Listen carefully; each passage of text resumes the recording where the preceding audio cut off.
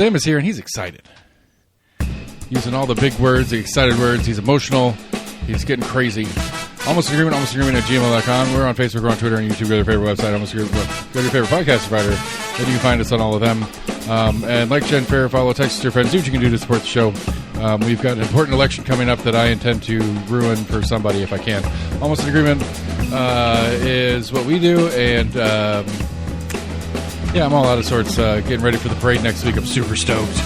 I have 2 parades, actually. Anyway, we'll talk about that amongst a very new, funny thing that I'm going to do on the News of the Weird. So I'm going to bring out the News of the Weird story, at least one of them. So we're going to do a show, and you're going to stick around, and we're going to hear all about it. All right, here we go.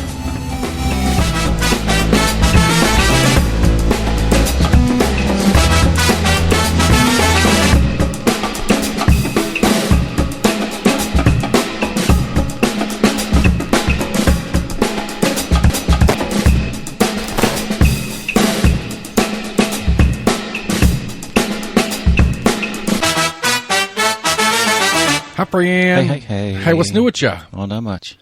I feel like we haven't done this in forever. Like plus 1 day. Yeah. It's forever. Forever. So I guess like we could start there. The full Honey Report did see a 8-pointer, and I took an ill-advised shot at it. I shouldn't have shot. I just shouldn't have shot. But he never stopped moving. Yeah. And so like he came around this brushy bit and came out in front of me, which is what I was trying to do. That was the spot where it was actually near where I got Susan a couple years back, and that was like my window. That was my spot that I wanted to get him in.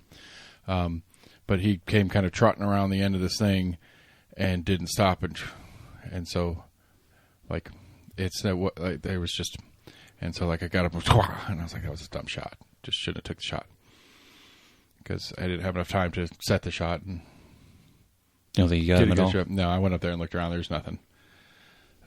No blood anywhere. Like I found his footprints as he ran off through the mud, and so I was like, okay. And so like I followed him for a little while, and I was looking for blood anywhere around it. And like I said, I really think I missed it. Yeah. Which is why I'm mad at myself for taking the shot. I should have taken the shot. It was not a good shot to take. But AC got a spike, so a 2-pointer, if you will. And that was it.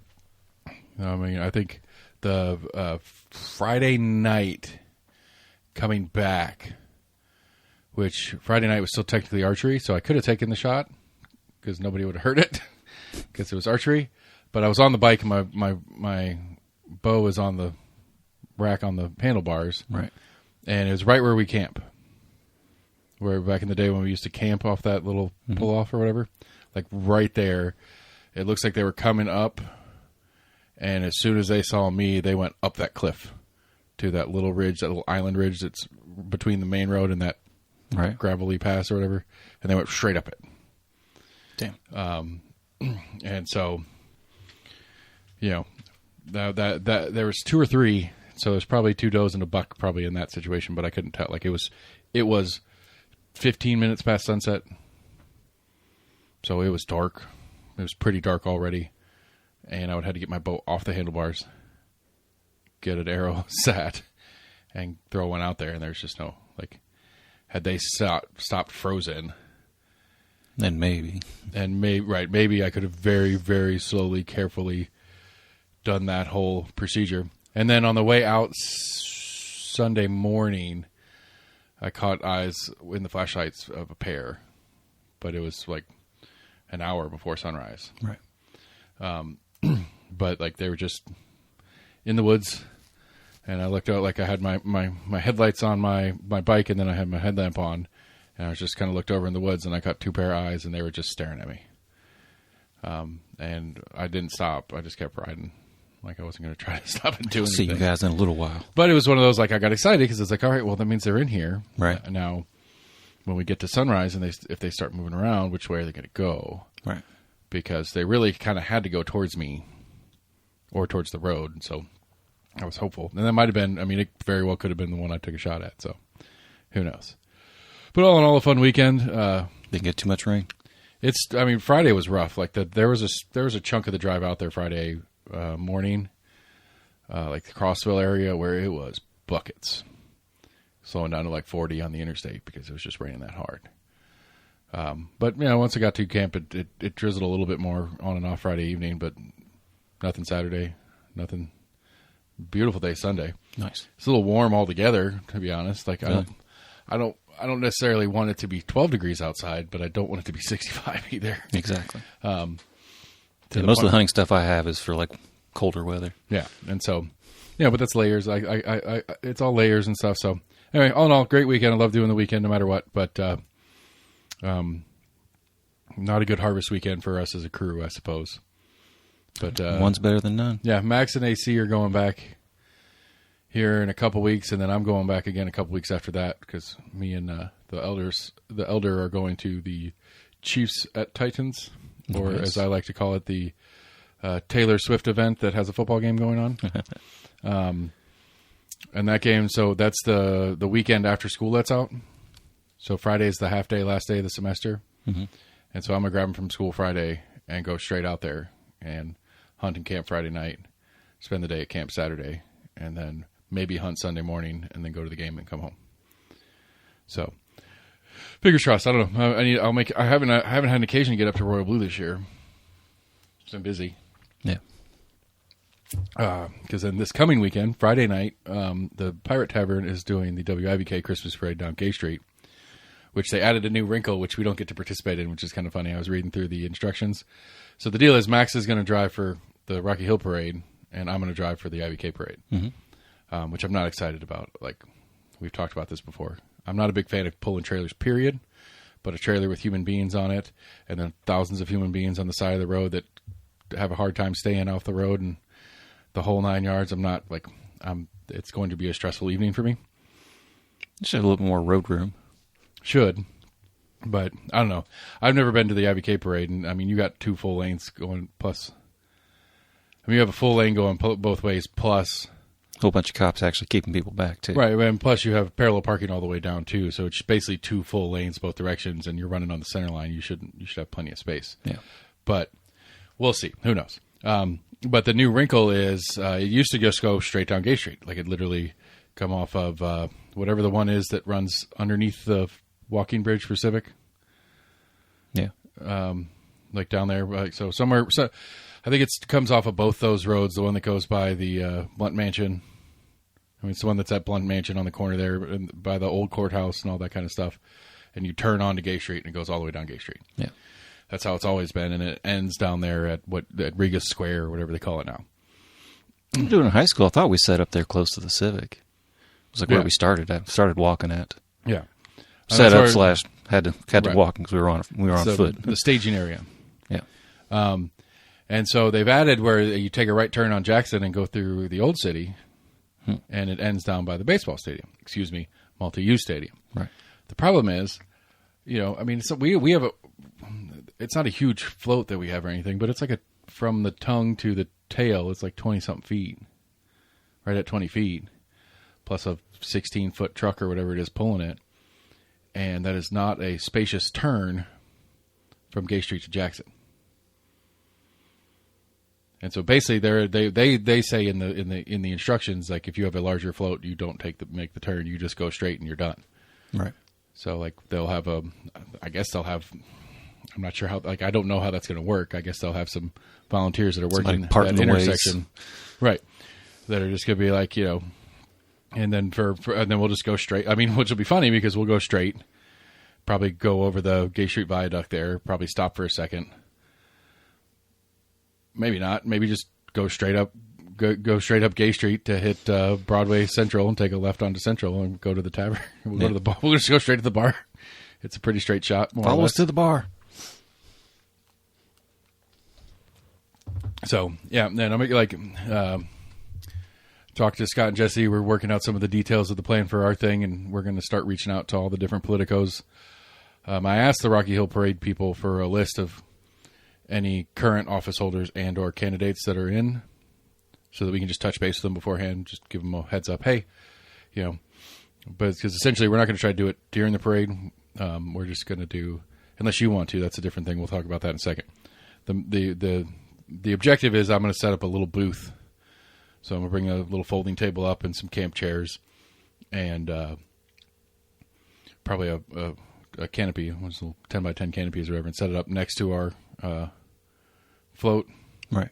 And then go out and grab Tim Burchett and Becky Massey and whoever's there. And be like, just come over and check in with us for a second. Right. And just chat them up for a second. And then when we get close to step off, just break all that stuff down, throw it in the back of the truck, and deal with it later. Yeah, that's what you talked about before. Yeah. And so, I mean, I'd love to do a live show on the boat, buddy.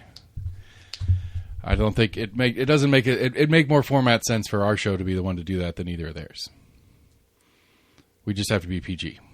Short length of time. And it'd be a very short episode for us. It'd only be, I mean, it's probably about 30, 45 minutes. Yeah. Start to finish. But, you know, it'd be a weird one for audience too, because it'd be like, oh, hey. Like, hold on a second, we're talking. I mean, look, I could spend the whole 45 minutes. I bet you Betsy's going to be there. Right. And I could spend the whole 45 minutes telling you about, hey, just like 3 or 4 floats ahead of us or 7 floats behind us, you'll see a Betsy Henderson float. Make sure you don't vote for that woman because she's evil. Or some variation thereof.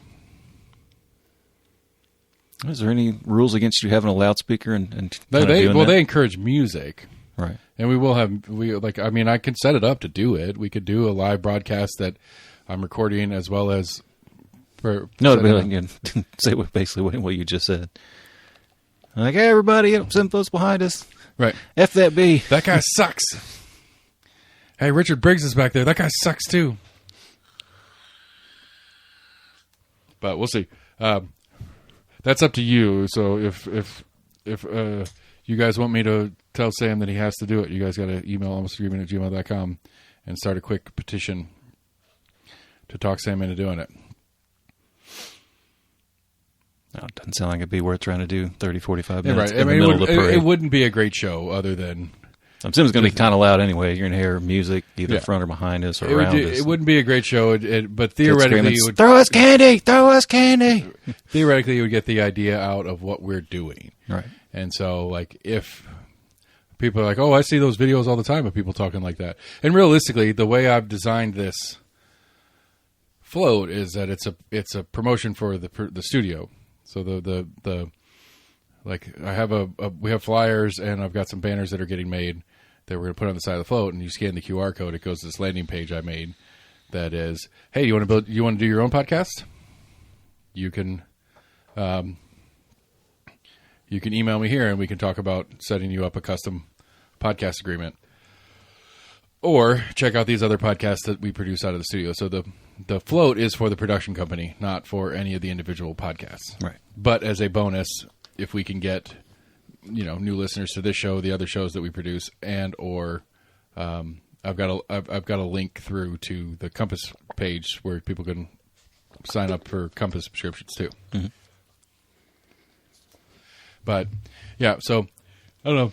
I need you to come either way, whether we do a live show or not. We need some people. I just need some people. Because Max is going to drive, and I figure me and Jesse and Scott and you and maybe the kids can go around handing out candy and the flyers. And then we need on the float, off the float. Off the float. You're not allowed to throw anything. You got to. Well, it's weird. The rules are for things. Can you toss? You could toss. Right. You can't. You're not supposed to hand it to anybody. You're supposed to toss it to their feet, but you're not supposed to throw stuff. Huh. Like it should be like theoretically, if you're giving out candy, you're walking on the edge of the road, handing them candy and just dropping it in front of them. Right, pretty much. Yeah, that's the pick idea. it up, little kid. That's the idea. Sorry, I can't hand it to you. It's the rules. So I got to go pick up some more candy this week. I can pseudo litter and expect you to pick it up because apparently 350 peppermint candies are probably not enough. I feel like it should be enough. That's how many you're throwing out at a time. Yeah, do a couple. Yeah, you do a handful each, whatever. So anyway, that's what's coming up. We didn't mean to make this a show in the future, but that is future things that are going on. If you're in the downtown area, you will see me white knuckling the F-150 pulling the pirate ship float. If you want to come out to the Rocky Hill Parade, I should be more relaxed and having a good time. Fingers crossed. What else we got? In actual news that occurred this week, Randy Teree died. Did see that, yeah. I don't know. He was the mayor. He was the mayor of the city of Knoxville and was like one of the main drivers in the World's Fair project. And so that's his claim to fame. Apparently, that's all he ever did post was talk about the World's Fair. He would get. You guys remember that? Yeah, it was me. He would get like apparently he was the last Democrat before Ruggiero to hold the city's mayor seat. But so like Democrat functions where they'd come and have previous elected officials come and speak or whatever. Every time he did any public speaking thing, he'd always mention the World's Fair and stuff like that. Yeah. Apparently, Jesse was saying when he was there working in Ruggiero's office as the comms director, Mr. Turi would come down from time to time with either personal ideas or ideas that people had brought to him about events or things that they could do at World's Fair Park, because he was always interested in making sure it stayed important and active and whatever. And so he'd come down. He saw that as his legacy and didn't want to see it fall to waste. Yeah. And so, I mean, as far as major, I guess Kincannon can sort of own the baseball stadium project. But, between Covenant Health Park and the early 80s, like, that's a huge signature, like, on the landscape. Knoxville is known for the Sun Sphere. I mean, literally, like, on the license plate where they do all the skylines, it's the Sun Sphere, the Batman building, and the pyramid. Yeah. And then maybe the aquarium out of Chattanooga.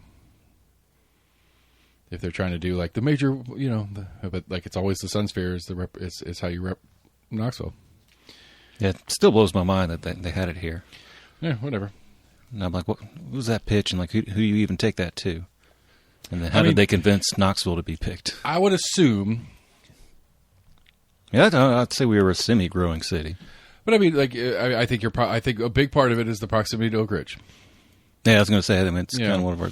But, I mean, I assume that's something, it's probably not dissimilar to a World Cup or a Olympics or whatever. Not in the scale, obviously, of those two things. But, I mean, it's a private organization that is putting on a public thing under a theme. I mean, for all intents and purposes. Is that right? Yeah. Intensive purposes? What do we... Intense. For all intents and purposes. Yeah. It is... it's no different than, like, Comic-Con. And we have a Knoxville, like, the San Diego Comic-Con is the one. Right. But, we have a Comic-Con that comes through here and uses World's Fair. We have a decent-sized convention center. Right. Because rarely gets used. Because of this. Yeah. I mean, it's part of this. No, it got built after. Oh, yeah, it's true. But, I mean, or at least a major part of it. I think it was like a large renovation, I think, was anyway, done. My point being, though, is that it's not that it's, yes, it's more... It's a little bit bigger in the sense that you have a specific build-out for, because you had different World's Fairs, like Chicago had theirs. Like, what's crazy to me are some of these cities that have had it, and they tear all the stuff down as soon as it's over. Like, apparently Chicago had, like, a giant glass thing. It was like Crystal City or something like that as part of theirs. I think I've seen pictures of it. Yeah, and they tore it down, like, the day it ended. Apparently that's where the Nationals Parthenon came from. I think it was for some, like, World's Fair or something like that. And people loved it so much, they were like, no, don't tear that down. Because I think the plan was to tear it down afterwards. They were like, no, it's the Parthenon. They're like, no, let's keep that. Like, actually make it permanent. I mean, agree. Like, and I guess maybe that makes the Olympic one maybe make more sense. Because when you host it, like Atlanta hosted the Olympics, they build a new... Yeah, one of the stadiums turned into either the baseball... I think it turned into the baseball stadium. They used one of the things they used, and then, like, I think Georgia Tech got some new facilities out of the deal that Georgia Tech used, and I guess technically it was always like Georgia Tech's track facility, but they used that for the Olympics and got it a new and upgraded version of it. And did it make financial sense? I don't know. That'd be an interesting deep dive for somebody dorky enough that can handle it. It's been a while that any Olympics has been profitable. Right. I would say for the World's Fair, was it a profitable enterprise for the city of Knoxville? I mean, I don't know what else they built around it. It got us on The Simpsons.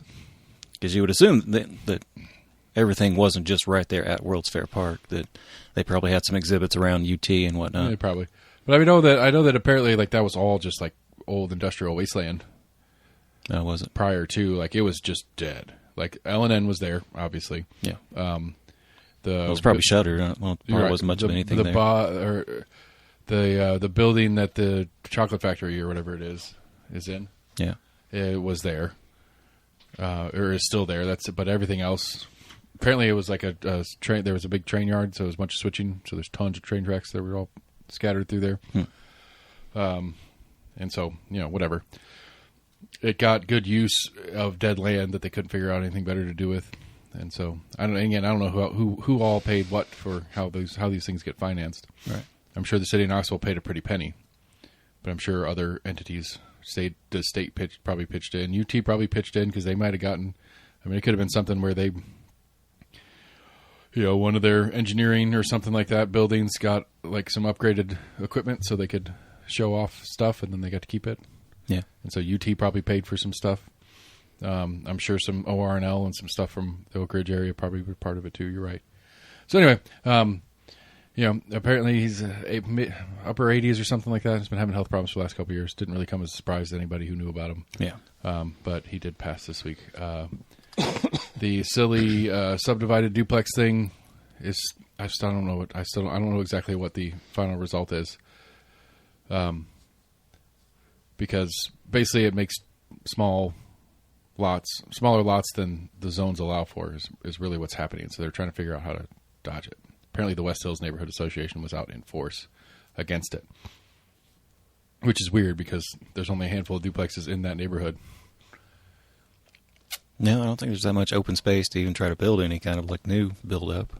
Right. Which in theory is the question. The question on the table is, okay, like existing duplexes, what's the difference? Who cares if somebody owns both halves or one person owns the whole thing and people rent the other half, whatever. Right. Like if it's already there, you already have the cutouts for the driveways to get the curb cuts, I think is what they call them, to get off the street into the driveways or whatever. Those are already there in a duplex anyway. Right. Everything's already there for that kind of stuff. So from the street, it doesn't make a difference. And so like the question to me is like, does this encourage that more duplexes do get built? Like if you have maybe a lot that's a little bit bigger, but not a ton bigger than everybody else's, do you build a bigger house that's a duplex on it instead of a single family home? That being said, if you have the lot to do that, you build a duplex on it either way. You know what I'm saying? Like that's already available. It's like use on review. You have to go through a little bit more process. It's not use by right to build a duplex in this R2 zone or whatever in Knoxville. Mm-hmm. But you can do a duplex there, and it's usually one of those, as long as you don't come with some crazy aesthetic design, right? They're going to approve your use on review to build a duplex there. So that doesn't change anything. So I don't understand why West Hills is against it.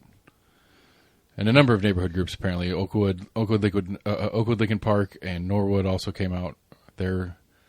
Or they didn't come to the meeting. West Hills came out with a bunch of people to the meeting. But Charlie Thomas from District 5 had mentioned that a number of his neighborhoods that are in his district had reached out to him as opposed to it. I mean, some of those houses are older, so I don't know if there's a fear that a developer may try to start buying up some of those houses and turn like a single home family lot into a yeah. But again, the point being is that doesn't change. That's not. It just changes in post, and so the game would be the difference. The functional difference would be, I'm a developer. I'm going to build the duplex and sell both halves, or I'm a developer. I'm going to build a duplex and I'm going to sell the whole thing to somebody else who's going to manage the rentals. Right. Or I'm going to be a developer. I'm going to build a duplex and I'm going to manage the rentals. If I'm a developer, there's more value to me in every variation of me building a duplex than any version of a single family home situationally. You're not going to be able to sell it's going to be harder to sell a larger home in those neighborhoods than it would be to sell two duplexes for the same amount. You know what I'm saying? Like right. Two duplexes you could sell for $200 a piece and get a $450 out of this house. One single family home, $400's at the top end of the pay spectrum for that neighborhood. Possibly, yeah. And so I don't know. Like it does. Like I get some of the concern because to me the logical next step is well, I have one of the few empty lots in West Hills that I own, and instead of building a duplex on it, I go and ask the city to let me treat it as two lots like they would if I did build a duplex on it, and then build two small homes. Yeah. but still doesn't change anything. I mean, it really does. Like, it just doesn't change anything. You have the same number of curb cuts, the same access, the same number of people live there. You know, the same access to housing is there. I don't understand what the complaint is, which is actually inverse of a normal complaint, because most homeowners or most of the neighborhood groups don't really like renters. Right. Because renters aren't invested in the neighborhood. They don't stay for as long. And it's like, well, the city's trying to make it a possibility for you to buy your half of the duplex instead of rent it. It's trying to get you more homeowners in the neighborhood who are more invested in the neighborhood and who care more and might join your little neighborhood association. But I don't really know. Like, I don't understand. Like, I don't understand what the complaint is, other than the standard NIMBY stuff, which that never makes sense. We're not really close to the tourist towns. I was about to say maybe it's a fear that somebody would do a bunch of those and make them all Airbnbs, but yeah, I don't think we have that big of a market for Airbnbs. I think, but right this weekend we do. You know, at least 6-8 weekends a year we have a huge market for Airbnbs. Yeah. You know, I mean, we got a huge, like, you know, it's Nashville, but it's still a huge game this weekend. Right. Drove down through campus and already saw there was already about 10 boats in the harbor. Like, this was like 3:00 this afternoon. There were already like 10 dozen boats out there. Those guys know if you want to get a spot. Yeah, and then I already saw a couple of the campers. But it's in Vandy, or it's at Vandy. No, it's here. Oh, okay.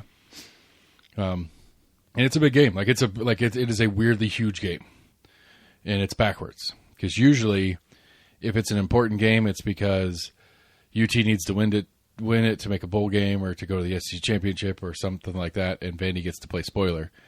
This time it's the other way. Like, we get to ruin Vandy's postseason if we can beat them tomorrow. They have a better record than we do. Yeah, Vandy's. I think they're going into the weekend ranked 12th or 13th, which puts them right on the bubble to get into the playoff. They lose, they're not going to the playoff.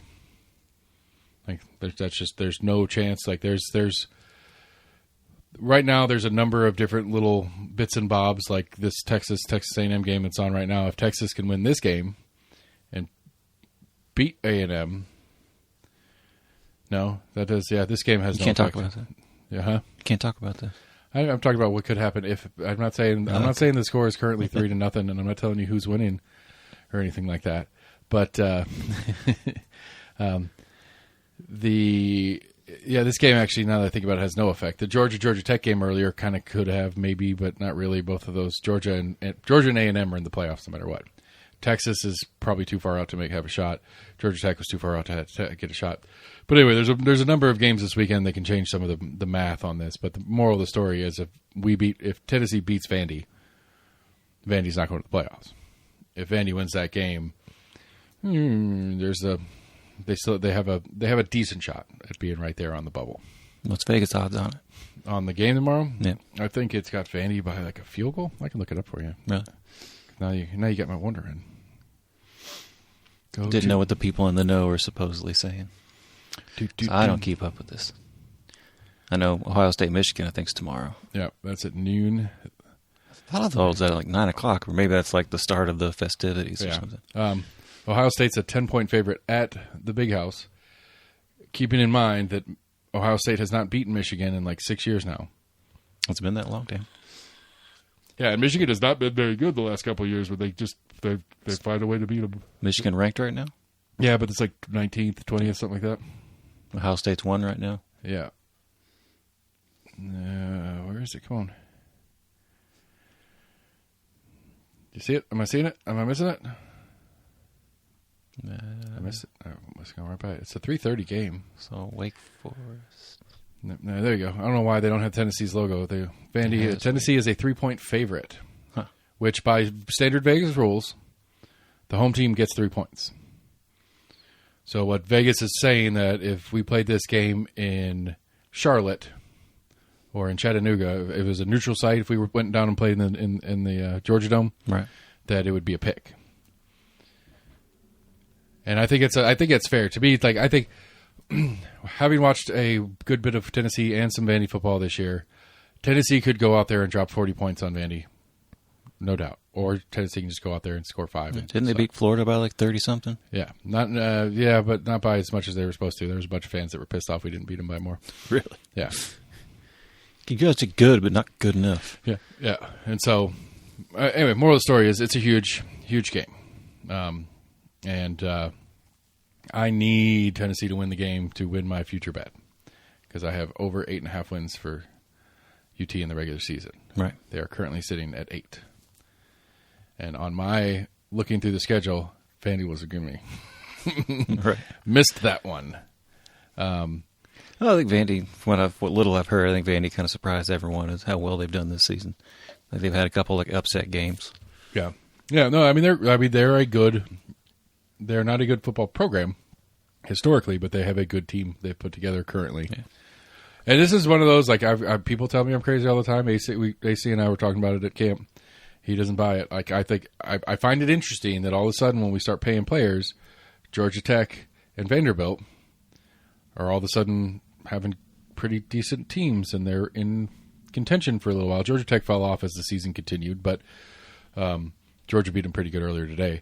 They used to be better like 20 years ago or something. Georgia Tech was out surprising people, winning games that nobody thought they were supposed to win and stuff like that. And you go look at their transfer in the portal and all the different crap that's going on and their recruiting and stuff like that. It's like, I have a hard time not connecting the dots on this. And the dots to me say Atlanta is a huge market. Nashville is a huge market. This Pavier kid or whatever from Vandy. Yeah. He's their quarterback. He came from Arizona State or something like that. Sitting here driving through Nashville on my way to camp, and about every fifth billboard was him and somebody. So like some Morgan & Morgan law firm with, it's like, here to take charge or something, whatever. I don't know what the ads were for, but I mean, he was on all these different ads.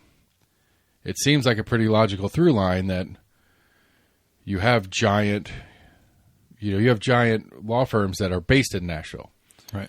Not giant law firms that are based in Chicago that have an office in Nashville. Like Bridgestone's headquarters in Nashville. Right. You have some serious, AT&T's got like a huge office and whatever in the Batman building. In the Batman building. Nissan has a huge investment and spent a lot of money in Nashville. And so it seems like it doesn't seem like a leap to me that you have a larger market, which means companies are willing to pay more to advertise. If companies are willing to pay more to advertise because they have more eyeballs, they're going to pay these players more to be in their ad campaigns, making Vandy all of a sudden a more attractive school to a player. Because especially you get a kid like this Pavia kid, he's not going pro. He's good. He might get drafted late, and he might putz around on some practice squads and maybe go to the CFL or play some arena football or something like that. But he's not an NFL caliber quarterback from any of the talking heads that I've heard. Right. He's very good. He fits the program that he's in perfectly, but he's not a Manning or a Tom Brady. He's not likely to have a get drafted very highly or even get drafted. And so, because him and Aguilar from UT are joint suing the NCAA to not count their JUCO years as eligibility years, so they can get more years in college. And why would you want to get more years in college? It's probably more a chance to make some money. Exactly. That's exactly what it is. And so the pros aren't going to pay me. Right. I'm not going to get drafted. I'm not going to go pro. If I do go pro, it's going to be either like the XFL or Canadian football or this arena football league that's out there, and I can play pro. I can play professionally and get some more years in, and I may get a shot to go play with some NFL team for a little bit here or something like that. But, if you're sitting there and you're evaluating yourself and you're looking at the prospects and you're talking to like agents and stuff like that, and they're like, look, man, we think you're great, but that's just not how this is. It's just, it doesn't go that way for you. You're making $1 million a year or so playing at Vandy. You want to get as many of those $1 million years out of Vandy as you can, because once you graduate, not even once you graduate, once your eligibility dries up, you're going to be, if you're playing arena football, it's like if you're making $30,000 a year, that's probably a high salary for arena football. Probably, yeah. And so like you got to cash in now, and which I don't blame them. I'm not trying to dog them at all for this, but if that's where you're at and you understand that, then more power to you, man. Get paid as much as you can, as long as you can in college, and then go on and do whatever else you're going to do with your life, because it's not going to be pro ball. You can't blame him for that. Again, same thing with our dude Aguilar here. He's probably making a high six figures, maybe 7 figures, being the quarterback at UT right now. He's probably making close to $1 million a year if he's not breaking that. That's crazy with his ad campaign and stuff like that. But he is very good, but he is not pro caliber quarterback, and so if he can pull another year of eligibility out and come back and play one more year here at UT, or transfer to USC or something like that and get paid a little bit more somewhere else, bank that money, and you got at least a couple of years before you got to figure out how to get a real job. Right. You can maybe actually go back to school and learn something. I don't know, whatever you want to do. He's supposed to be at least half doing that while he's there. Yeah. So, I don't know. Like I said, it's I think I don't. It seems like it. Like I said, it seems like I think you're going to have blue blood programs that continue. Your Ohio States, your Michigans. Ohio State's in Columbus, which is the biggest. Is it not the biggest city in Ohio? It's the state capital. Pretty sure Cleveland's more Cleveland's populous. Bigger? Cincinnati? For the population? Yeah. That I'm not sure. Yeah. I would think Columbus is bigger than Cincinnati population. But so Ohio State being the program that it is always going to have that, because you've got. I'd be curious what Ohio State's total endowment is, let alone their sports donations they get annually. Right. Plus they have, like Knoxville, like Ann Arbor, they have some of the largest stadiums in the world. You only have to sell $75 tickets to a couple games a year to pay a pretty good chunk of your expenses for the year. True. Off of that kind of stuff. And so, because UT's already doing it. They've started. I think they started this year, or they already announced they're going to do it next year. That there's going to be it's like $5 or $10 per ticket for what they're basically calling a player's fee. Huh. Because next year they're allowed to start just directly contract paying players.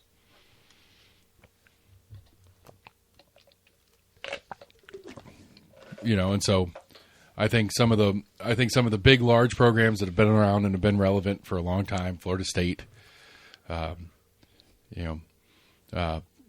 Ole Miss. Like Ole Miss is not a big market, but I think Ole Miss has enough history.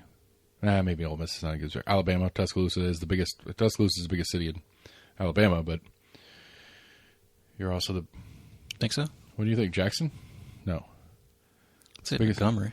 Montgomery, maybe. Montgomery or Birmingham, I would think would be more popular. That's a good point. Yeah, so Birmingham or whatever, But I think in Alabama and LSU, in Baton Rouge, that kind of stuff, they're going to hold on to some of that. UCLA, huh? UCLA, right? Well, see, I think the problem that LA's got is they've got too many. Too many colleges there. Yeah, and so, but it might be a 6 or half dozen game because you have USC, UCLA, you have in a large market. But they are also blue blood programs that have been around for a long time. But what's this do to an Oregon? Oregon's been a good program for the last couple of years, but I don't know if Oregon, Eugene, Oregon, is not a huge market. But they do have the biggest benefactor in all of sports, so never mind, they're fine. The Nike guy went there. That's why they have That's why they have the best uniforms in college ball. If you like the crazy uniforms, because the Nike guy's whatever you want, all of it, sure. I think there's paid fashion people that work for Nike that are full-time employees of Nike that do uniforms just for Oregon. That's all they do all day is come up with new random Oregon uniforms. It's their big ad. Yeah. But a Washington, a Wisconsin, I don't know what this does to a Wisconsin. Madison is not a big town. It is the flagship university for the state of Wisconsin, and it's in the capital of Wisconsin, but, I think Madison's 150, 200,000 people when school's in session. Yeah, but there's no other really big college in Wisconsin either. No, but it's still but if you don't have ad dollars, who's going to advertise? Menards, I'm sure they already do. Menards. Which means you've got the whole state behind them. So you're essentially advertising to an entire state, not necessarily having to advertise to just that local market. Marquette out of Milwaukee, but they don't play football. B-ball. Anyway, we'll see. Hopefully, I'm wrong, but I think I think in the next couple of years, major colleges that are in major metro areas, Georgia Tech, Vandy, are going to get a little bump because there's going to be more kids that want to go get paid. And again, I can't blame a kid for wanting to get paid, especially if you're at this Pavia level where you're really good, but you're not pro good. Right. Like it's smart. Like it's smart on their part. That's why I still argue to death that The Rock should have, when The Rock bought the XFL, he should have made it into a D League. I think that would be brilliant. So brilliant. Have a minor league. Yeah, just like we only hire from 18 to 22. You'd have to work out some deal with the NFL for the draft status ability or whatever. But if you come play for our league, nobody here is nobody here is NFL ready. Is the point? You want to go to the NFL? There's two paths. You can go to college, or you can come play with us. Come play with us. We get you paid. You're a salaried employee. You do the work. You're going to get seen. And at the end of the 3 or 4 year cycle that we allow or that we work out with the NFL, you'll be draft eligible. You can go to the draft. I saw some hockey analyst that was talking about, I guess he was behind a rule to where only 18-year-olds could be drafted. Or there couldn't be an 18-year-old drafted outside of the first round. And you're seeing some kids getting drafted like 17, 18. But like late rounds? Right, yeah. Yeah, still getting in late rounds. Basically, it's saying, so if you're... Because I didn't realize, we've got a couple players on the Predators that... Or the one guy we just drafted that was 18. But basically, I guess he can only play like 5... I think he can play 5 games in the NHL. But he can't go down to their minor leagues, the AHL. You can't play in the AHL unless you're like 20 or 21. Interesting. So it's either like, either have to go be a superstar and go in and stay in the NHL. But it's basically, I guess he went back to like one of the hockey leagues up there. Some Canadian? Yeah, the Canadian minors.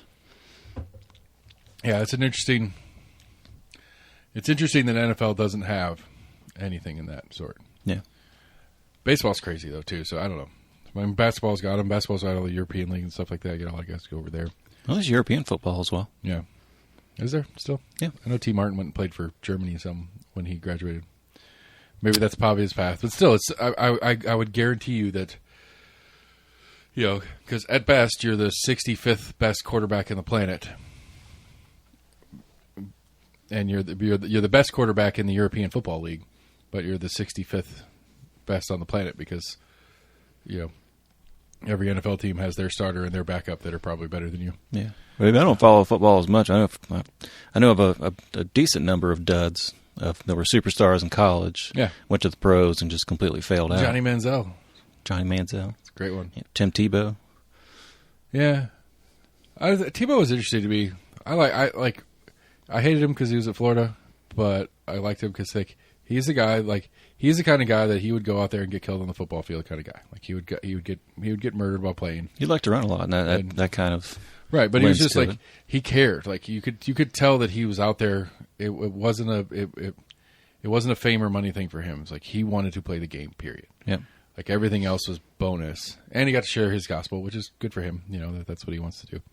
And I think that was off-putting on some level with the marketing part of the NFL. Is that some people are like, hey, which made him a little harder to deal with. Possibly. But he was never, but he and that's the difference in college and pro ball. Like he was never a passing quarterback. He could throw the ball some, but he was bigger than most quarterbacks, bigger than a lot of defensive linemen. He could take the hits. He could put the hit on people when he's running. And you could do some really weird, neat stuff with them that you can't do in the NFL. Like I can't remember. I think it was RG3, Robert Griffin III, who was like just speed personified. He could throw. He had a cannon for an arm, not accurate, and he could run like a 4.140. Like he was super fast. And he was like drafted top 5 and went to the Redskins at the time. Now the Commanders or whatever. And he just got broken. Because when you're playing at Baylor and you run a 4.2 40 or whatever, you're running past every single defensive lineman. They can't keep up with you. But you've got like a Micah Parsons, which didn't play against him, but you have a Micah Parsons on Green Bay right now who runs a 4.4 40 at 275 pounds. where the fastest kid in whatever team he played in college that is 275, 280 pounds is running like a 5 flat. Like he was just run past kids when he was playing college ball. But there's pro guys that are way bigger. Like Max told the story. He was at some signing event where, different pros and legends of different games were at this thing, and you'd go by and pay $10 to get a thing signed. Apparently there's some kid from Halls. There were UT players there. They weren't allowed to charge for their autographs for some reason. I don't know how it worked out. So he waits in line and he gets this kid's autograph and he's talking to him. And I think the kid went to Halls High School, which is right up the street from Max's house. Right. And so Max's kids go to Halls, and he's probably been to a Halls football game or two, maybe even when this kid was playing. And he's a true freshman at UT, and he is I don't think he's a starting linebacker, but he has played a lot as a freshman, first team reps as linebacker. And Max asked him a question about it, and he said basically something along the lines of how big of a difference was it coming out of playing at Halls to going out and playing on Saturday in SEC play. And he's like, what did he say? He said it's the speed's the same, but the size is different. He's not like everybody's so much bigger. Right. And Max just couldn't, we spent like 2 hours arguing with Max about this, because he's like, it just doesn't make any sense. You're telling me that some kid from West High School that your kid plays with is as fast as guys at UT? It's like, no, I think it's relative speed. But what he's not used to is guys that are his size or bigger that are as fast as he is. Right. He was used to being as fast as anybody on the field, but definitely faster than anybody bigger than him. And now there's dudes that are huge compared to him that are running as fast as he is. Yeah. And that's what he's not used to, is that he's not used to huge dudes being fast. He's used to small, speedy guys being fast, and huge dudes hitting hard, but not huge dudes being fast and hitting hard. Right. Or small, speedy guys also being fairly big. Because even those guys, I mean, I don't know how many kids, I think $175, if you're 175 pounds and you're playing college football, you're tiny. True. And you better run like a 3.5 second 40 to have a shot at surviving a day on the field with those guys. So, anyway, random tangent into sports ball.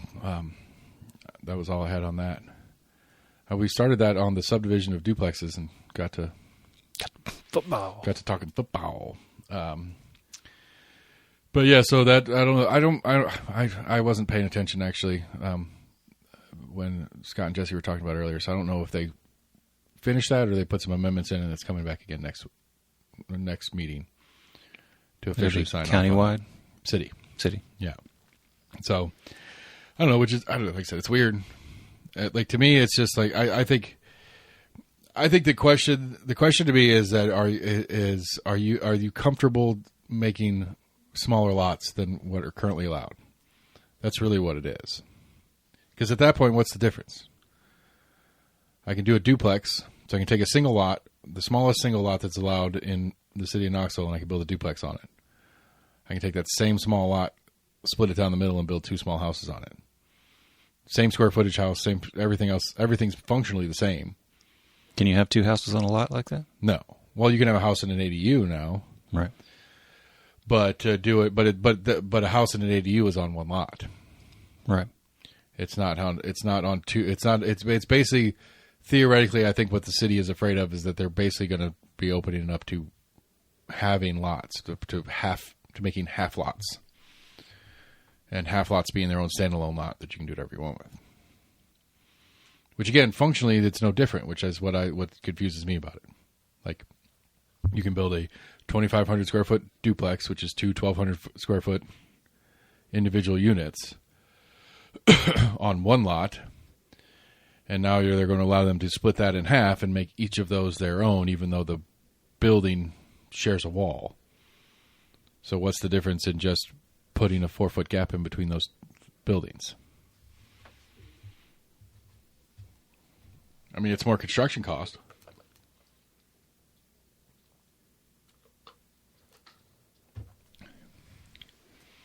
But I think I get your point. Yeah, it's no real major difference. Right. But I think that's what they're afraid of. I think they're afraid of basically this is going to kind of backdoor subdividing the smallest lot the city already allows to exist. Right.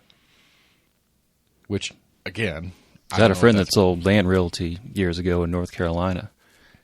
And that was like one of the big questions whenever somebody was selling. It was just land, was whether or not that land would be able to be subdivided. Right. Because, I mean, that's one of your base moves. It was like, can you build a well on there, and can you subdivide it? Right. You build a huge... Right. You get a big piece. You get a big piece of land. You trim some of it off and sell it. Or build some houses on it and sell those houses, but then you keep the back 40. Right. As a way to finance your project. So you build... It's not a bad move if you can do it and you can afford it. But, you could get it to pay for itself, theoretically. If you play your cards right. Sure. I like the phrase unrestricted. Which I'm sure doesn't mean what I think it means. But I'm sure it doesn't mean I can do whatever the fuck I want. Right. Which is what I feel like it means. Or about the shitty land deals that you see like sometimes in the back of papers and like magazines. It's like, acres for pennies on the dollar or whatever. But it's like there's no road access to it. You pretty much have to take a fucking helicopter to get to it. And you can't drill your own well because it's, a lot of places out west are just that fucking dry. Right. No water, no access. You get the land from cheap, you just can't do shit on it. And you can't get to it. I don't know. If you can afford it and sit on it, eventually it might be worth something. Maybe. If something's interesting ever found or built near it. Yeah, we're just running out of places to put people. And it'll get more like people like me who don't want to be in the middle of a lot of people. Will be like, okay, I'll pay you dimes per acre, which would be a 10-fold increase in my value. Right. And they'll build their own road out to it or whatever. It is kind of weird, the idea that there's... Well, that's the hard part about trying to build a road out there is you're having to get property, essentially, right. Other people's property. Yeah. OPP. Yeah, you know me. Yeah, what's it called? Like right of way or whatever, rights? Easement. Easement, yeah. Yeah, but you have some that, like, I saw one, there was one house or one piece of property I looked at a couple years back was up, it's up in Anderson County, had a... Like, it was a 30-year lease agreement with the neighbor, which is basically the driveway, that went up the edge of their property to get to this piece of property. Right. But it was like, you can buy this piece of land, but if shit gets sideways, you only have 30 years until you don't have access to it anymore. Right. If the other if your neighbor wants to take that away. So, yeah, that'd be a rough one to lose. To have it and lose, that'd be, I guess, worse than never having it because you go build a nice house up there or whatever, and you live there, and it's great, and then your neighbor's like, nah, you can't use the driveway anymore. Unless you pay me a shit ton of money. Right. Well, fuck. Right. Like, do you want to get to your house or not? Do you want to go home? Or do you want to spend the cost of a house to build a separate road up there to it? Yeah. Knox County Schools has increased some metrics. They've done better on some metric, which, I don't know. One, it goes into this, it's all based off of TCAPs and stuff like that. So if you're not TCAPs, graduation percentage, and something else. If you're not a big fan of the metrics, then you don't really care that we're doing better in the metrics. I don't know. I don't. Because we weren't quite in the needs improvement, but I think it's out of like 5 stages. Yeah, we were satisfactory. Riswick said something more or less quoted somewhere along the lines of, I'm not satisfied with satisfactory. I'm not right. I won't be satisfied with satisfactory. So we'll see where that goes from here. And then this coming week, the school board's meeting to set their legislative agenda on what they're going to ask the state to or not to do. Which there's apparently something, I can't remember what it is. What was it? There's something the state's looking at that a lot of the teachers and people don't like, that they want the school board to ask them not to do, which means Betsy's going to tell them to do it because people don't like it.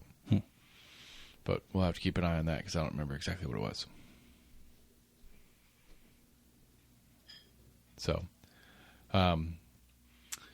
yeah, that's big news. I don't know, those 2 West Virginia National Guard guys got killed in D.C. We're going to shift to national news. No, it was one woman. I think both got shot, but I think one just died. You're right. One died. The other one may still be in the hospital. I thought you were correcting me on gender. I was like, I meant guys like people, not guys like men. But okay. But yes, two got shot, and yes. Which apparently the dude that did it was like a translator or something that got into the United States with some kind of like Afghan security forces. Right. That also worked with like the CIA and other military. Right. But it was apparently, I guess there was a Biden era program that was helping our friends' immigration policy, which is basically if you'd done some work with us in some country that we made a mess in, but then was granted asylum under Trump. Right. You're probably going to get murdered by. Yeah, it was a Biden era program that I think Trump has now put on hold. I mean, and then I don't know. Something about stopping immigration from like quote unquote like poorer countries. I mean, like I've seen some interesting takes on this, and like this should never happen because, on some sort of background check and interview before we let you into the country, we should ask if you've ever I can't remember what it was, but it was something about one of those phrases that the Taliban or whatever would scream before they started shooting at people. Like, if you'd ever uttered that phrase, you should never be allowed in this country. And it's like, praise God. I don't care if it's not, you can say it in English, just not in a different language. Right, not that God. And not to a different God. Well, it is the same God, I guess, technically, but I don't know. But it's just like, it was I mean, that's my guess of motive, is that maybe he had a family member or friends that couldn't get out.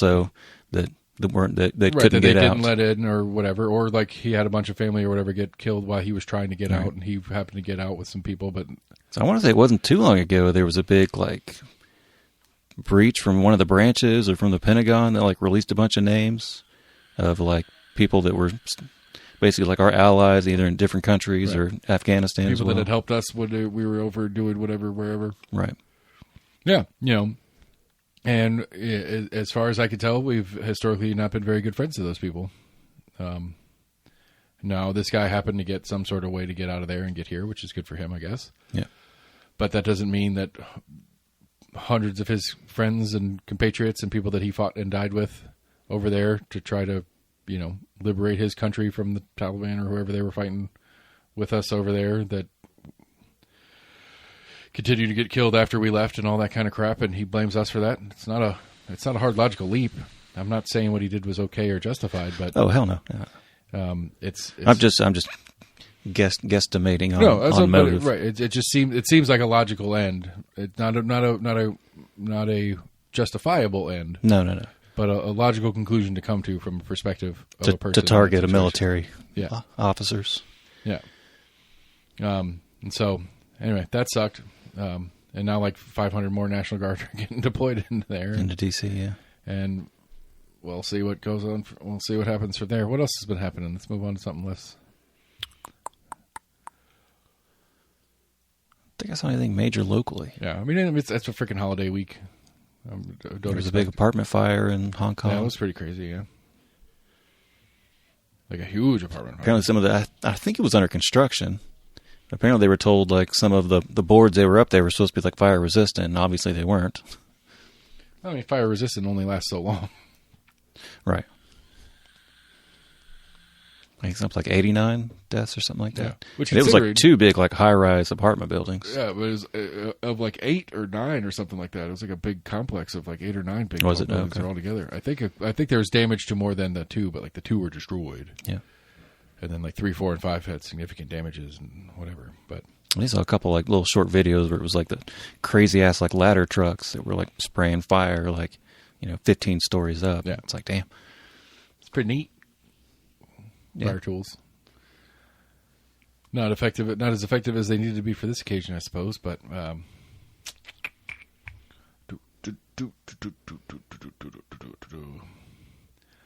we talked about Ronda Lee. Did we talk about Ronda Lee? This is from 2 weeks ago. Ronda Lee's going to run for the judge seat.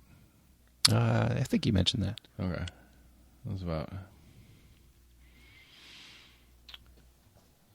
Yeah, and we are a Manhattan level project to create the best AI in the world via the through Oak Ridge has some part to play in it. Yeah, we did talk about that because then I went off on I don't really care. That's fine, just as long as we have cheap power. Mostly like 10 years ago or so, we had like one of the top supercomputers at the time. We do. It goes back and forth every couple of years, right? Apparently. I don't know where the other one is, but we have the biggest and the baddest, and then somebody else makes the newer biggest and baddest, and then a couple of years later we've upgraded ours. A new computer chip comes out. Which is still crazy to be like giant. Like, I don't understand the idea of these giant formulas that take the fastest computer in the world like a week to process. I don't think they take that long to process. A lot of times it's just like I think some of the ones I've seen where some of these like high level calculations they're basically doing like almost like weather predicting, right? Where it's taking like a whole bunch of points of information and trying to scale out. So it's looking at a million different possibilities. 10 million scenarios and which parts and pieces are the most likely to come true versus which ones aren't, and they do all that. But yeah, and a lot of those like there's basically like a waiting list of like universities and stuff that are like, hey, can you run this calculation? Hey, can you run this calculation? I'm fast. I'd be curious just to see what the calculation looks like. Like, what are we talking about here? And I guess maybe part of it's probably can't even comprehend it. Yeah, exactly. I guess part of it they got to load in all the variables, like the computer. Right. It's not like they mail them a thumb drive and it's like here's the equation, just run that. Well, that's what I'm saying. Like like all of the variables for the weather and stuff like that. I don't like it's not in that supercomputer already. I would assume they have it air gapped. Yeah, you would assume so. I wouldn't think that it's online. You could just email some stuff to it and it'll go. But I think even that, I remember hearing a story whenever that one in Oak Ridge years ago when it was coming online, that it was going to take a month or two to get up to like its full like potential speed, basically. I don't understand. It's got to run all that antivirus, get all that extra software. You got to you got to refine the startup menu, right? Because you don't want everything loading automatically. Set your background. Set your time zone. Right. I mean, you can set it for automatic, but you still got to set it. You got to tell it which city you live in. Which I was messing. I always find that funny. Like, it's the weirdest thing. I don't know if your car has it too. Like, I have a standard clock that's on the dash, and then I have the media center or whatever you want to call it. That's like where my GPS runs and my radio and all that kind of stuff. No, I've just got the one that's a part of my entertainment system, but I swear it's like slowly slowing down. Because every once in a while I'll see that it's like different than the one on my phone. Really? Because mine on my dash, the one that's on my dash is just like it's an old school manual. Right. It's a two little buttons where you can set it. Little buttons or whatever. I just find it like I always find it funny in the Because it's so you can still look at a clock, and if you've got your navigation or whatever else up. But if I have my nav up, it's right, the clock's pulling still off up from your phone, right? And the time's still up in the top corner of that. If you're listening to music, it doesn't have it on it. I don't know. No, I think every screen it has, the clock sits there on that screen in my media center. But so when I cross the time zone, it says, "Hey, you want to update the time zone?" Yes, and so then I guess handily, if I'm in the car, I know what time it is in Knoxville as well as wherever I am. I guess. I always find that just kind of an oddity of that system, but and it's for people that buy, like the $500 navigation cards that don't want to hook their phone up to get Apple Maps or. Mine has a built-in one. It's pretty good. Is it okay? Yeah. Mine, I don't quite understand because mine has my car. I have to buy like an actual like navigation disc. Mine has mine gets on like it. I can't remember what they call it, but it's a form of it's basically kind of like breaking into Wi-Fi as it gets it, like not consistently, but here and there. Like if there's a Wi-Fi signal, it'll kind of grab it and update a couple things. It's like mine does weather. Really, most of the time.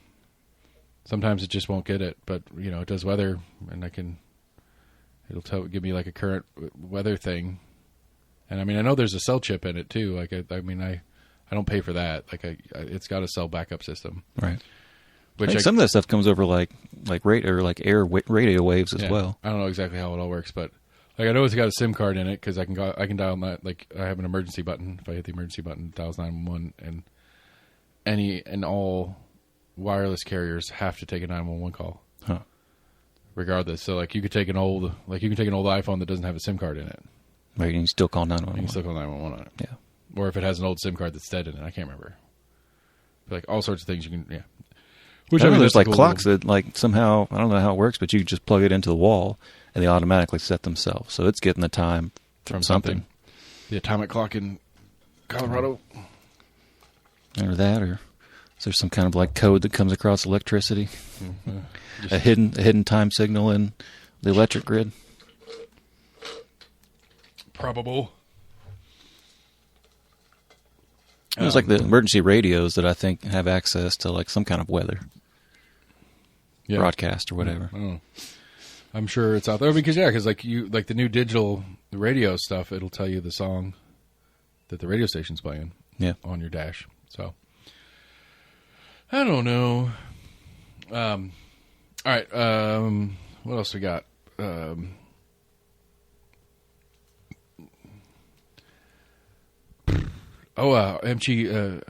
MTG quit.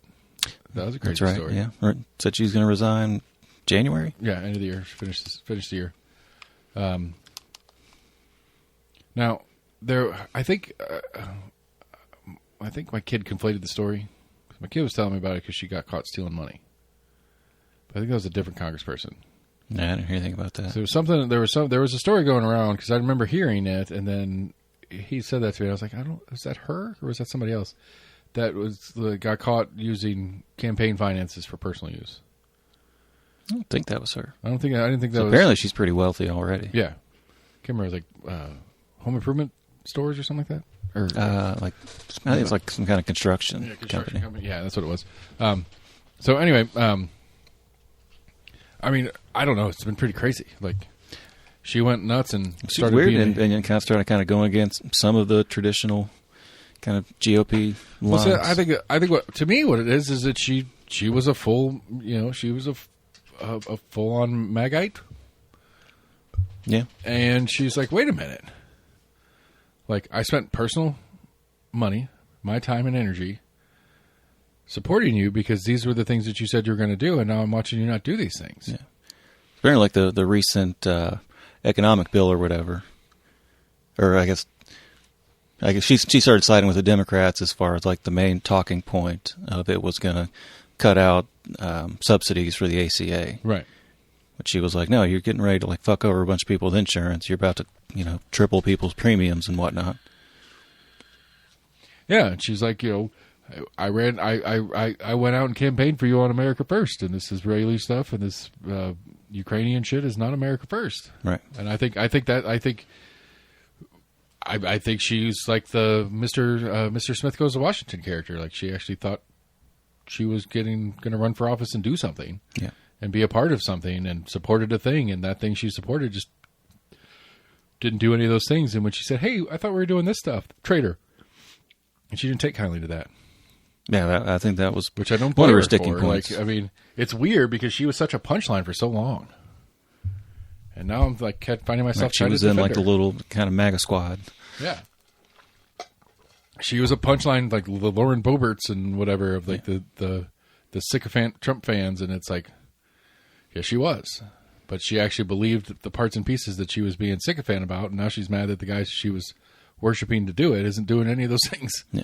There was some talk that maybe to say something. Right. There was some talk that maybe she was worried because I guess her next plan at one point was to run for Senate, but I guess not long ago Trump decided to back somebody else for that seat. So then some thought that maybe she was worried that it was going to be like a waste of her time to try to run for this other seat. Yeah. Well, yeah, I think I don't know. My take on it is I think she was completely naive in thinking that there was some like individuality to what this thing was working and that there was some truth in what Trump was telling everybody, and she got hosed. And I really think Trump calling her a traitor was the straw. Yeah. And she's like, wait a minute. And she even still was like, she's like, I've backed this person. Right. Like, still didn't push back too much, but kind of like mentioned it a little bit. I support you in the things that you're doing, and I ask one question and you call me a traitor? Yeah. And then to the point where she apologized for some of her rhetoric in the past. Like, I never thought, which is kind of shitty, I suppose. Like, I used to call other people terrible names and didn't think anything about it, but now somebody calls me a terrible name and I got to deal with it. That sucks. I'm sorry I do that to you guys. I mean, she's one that was chasing down, I don't think they had anything to do. They were like in Washington, but I think they were like a Parkland survivor. There was like a video of her like chasing this guy down. This like 18-year-old kid like yelling at him. Yeah. I don't know. I was like, why are you chasing down an 18-year-old and yelling at him? But I mean, it's not just her though. There's a couple other in the House that are talking about resigning and quitting and getting out, which the House only has like a 2-vote majority. Nah, it's more than that. It's like 5 or 6 maybe. But I mean, after her, and you like, well, it depends, like, because you can't really count Rand Paul or Massey. Rand Paul's in the Senate. Oh, that's right. Sorry, but you can't call Massey from Kentucky, right? Like, although he is a quote unquote Republican, he has never been consistently voting with them when he's told to. I think that's more recent that he's kind of. No, Massey's always been. Really? Massey's always been. He fancies himself a libertarian. He's a lot better libertarian by definition than old Mayor Jacobs is. But like he consistently votes against spending packages and stuff like that. Oh, okay. Regardless of who's in charge, he's he's always been on those kind of things. Pretty consistent. But then he snuck in. Well, no, who was it? I don't remember what it was. Whatever. It's crazy. It's craziness. But yeah, we got to batten down the hatches. I need to start actually. Maybe Saturday when I go glad hand and talk to him, I need to start getting these county office candidates lined up for interviews. Especially that, I mean, it's May. We're 6 months from the primary, and for the mayor, that's the election. So we're 6 months from electing our new mayor of Knox County. So I figure out when the election is for that open federal House seat for the. Yeah, I saw the signage when I was out there. Yeah, Kimmer was. I think it might have been Breaking Points. They were interviewing, I guess, the Democratic candidate who hates Nashville. Yeah, it's apparently like one of the talking points that's been against her or whatever. Right. Well, what the funny part is... It took stuff out of context of like stuff I said on like a podcast when I was 19. Well, but the funny part is, too, is that it's like the she hates country music. The stuff she talks about hating about Nashville is the stuff that a lot of people that have lived in Nashville for a long time hate about Nashville. Like, Nashville's become this like Disney cartoonish version of a country music, the country music epicenter. It's either like this weird, like super touristy fantasy country music scene / booze buses and bachelorette parties. Yeah, I thought she brushed most of that off as like that was shit she said like 10 years ago or whatever. It was nothing that she said as of late, but there's a recording or video of her saying this stuff, which is easy to blast out there. It's AI anyway. Oh yeah. I did meant to bring that one up. I have noticed that the iHeart Podcast brand has a new slogan. So this is a lot of Breaking Points is I don't know exactly what it is. Like, I know iHeart Podcast has an app and you can download and listen to podcasts on it, but it's also a network of podcasts. And so when you start Breaking Points, it says, "This is an iHeart Podcast, guaranteed human." So apparently that says to me that there have been people producing and distributing podcasts that are completely AI.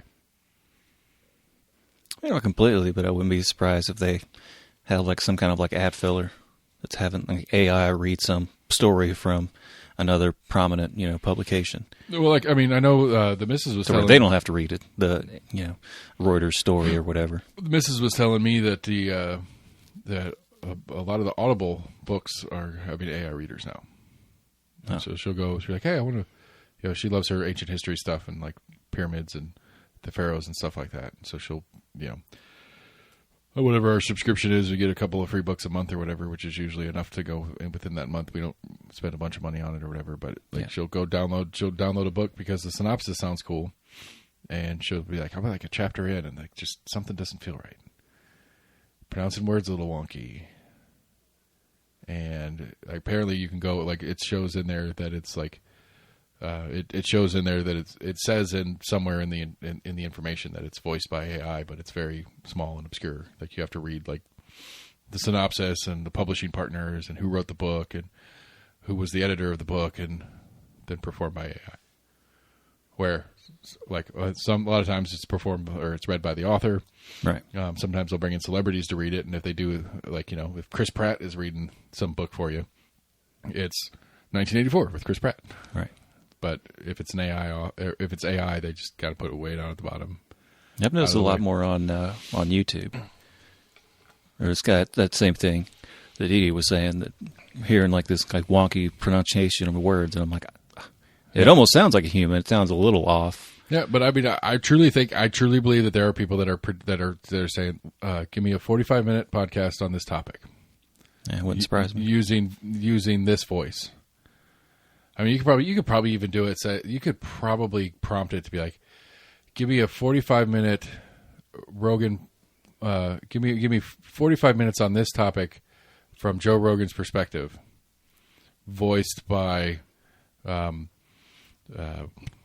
I don't know, somebody else random. Morgan Freeman. Sure, right. Voiced by Morgan Freeman, or similar, or using a voice similar to Morgan Freeman. Yeah. And it would kick you out something in a couple minutes, and you could throw that onto all the podcast servers and maybe get a good audience. I mean, there was a recent story, like the Johnny Cash Foundation, like his family or whatever, is suing Coca-Cola. Because apparently they were like running some ads that was using, it wasn't his music or anything, but it was like pretty much like his voice, kind of like advertising, either singing songs or like his voice advertising the products. I mean, it apparently was like done by AI, and they're like, no, that's way too close. Yeah, like Max is in love with it. Like he is in love. He has bought an app that he has to pay a monthly subscription of like $10 for, that he can prompt, and every time he does it, it gives him two options. Like it's literally, write me a song about Sam's layered sweatshirts in the style of Go. And then it'll kick out two versions within 10 seconds. Yeah, I've heard of apps like and that. I mean, they're not bad. I mean, I would say if I didn't know any better or anything, and it wasn't a stupid topic, like singing about Sam's sweatshirts. But like if it wasn't a stupid topic, like if you write me a love song about this, that, and the other, and the girl's name's this and whatever, and blah blah blah blah blah, I could see it. Just shuffling through, because it's not bad. And some of the stuff that's fun that I hate myself for liking is the renditions. Because that's to me, like, if you like a good cover band, there's two types of cover bands to me. There's a cover band that plays it true, right? We're a Radiohead cover band. We've got a 5-piece band. We've got all the bobs and all the knobs and equipment and stuff like that, and we're trying our very best to make it feel like we're like Radiohead's performing for you, right? Or there's the Prince did a cover of Creep, and it's Creep. Everybody knows it's Creep, but you also know it's Prince, right? And so like it's got its own signature thing, and so that's one of the things that AI does. It's really fun. Apparently, 50 Cent, like somebody went in there, like 50 Cent as like a old blues style, and they're fucking good. Like it's fucking good. Like you're like, that's amazing. Like, I'm not a big blues fan, but like everything about this is like, I heard a funny one where they took, you seen the commercial for like Cars for Kids or whatever? It's like a bunch of like 8 or 10-year-olds and like this like little fake band, and they're not even like really, they're holding instruments, but they're just like, right, the drummers, just moving around. Right. But they had someone take that song and make a death metal or like a heavy metal version of it. Yeah, but they do good work.